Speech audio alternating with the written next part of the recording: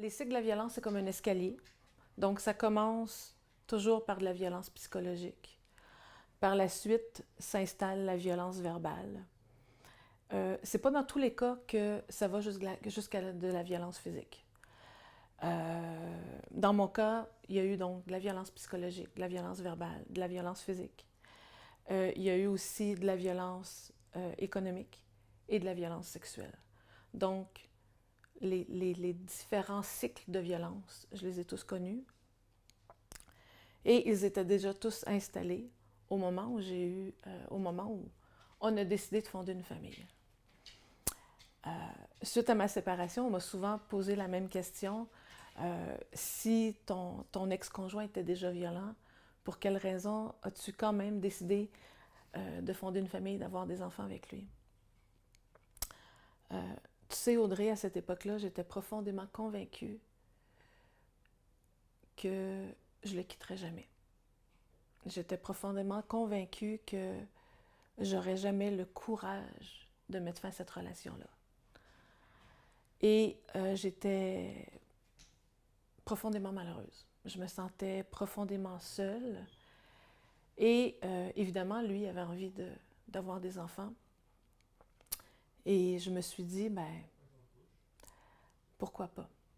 Peut-être que ces enfants-là seront ma source de bonheur.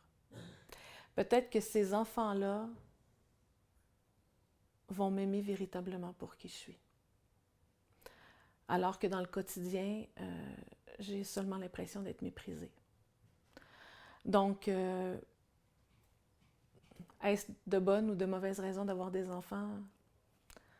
Je ne le sais pas, la question n'est pas là, mais c'est vraiment pour ça. Je me suis dit, il y aura sur Terre un être humain qui va m'aimer, moi, Isabelle, pour ce que je suis.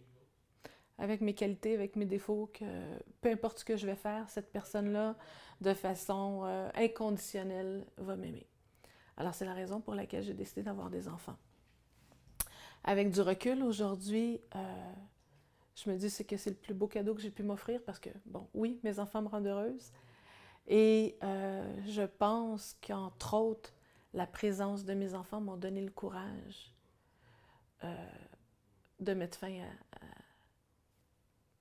à ce mode de vie. On m'a même déjà posé la question, est-ce que, inconsciemment ou pas, t'as pensé, t'as cru ou t'as espéré que d'avoir des enfants mettrait fin au cycle de violence?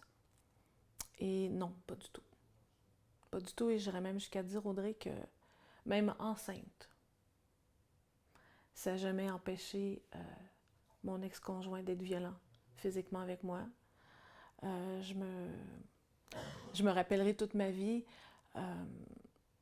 d'un événement qui, pour moi, représente l'événement le plus difficile que j'ai vécu dans ces 19 années de violence. Et Dieu sait, Audrey, que je pourrais passer des heures à te raconter des événements qui, même des fois, j'en parle.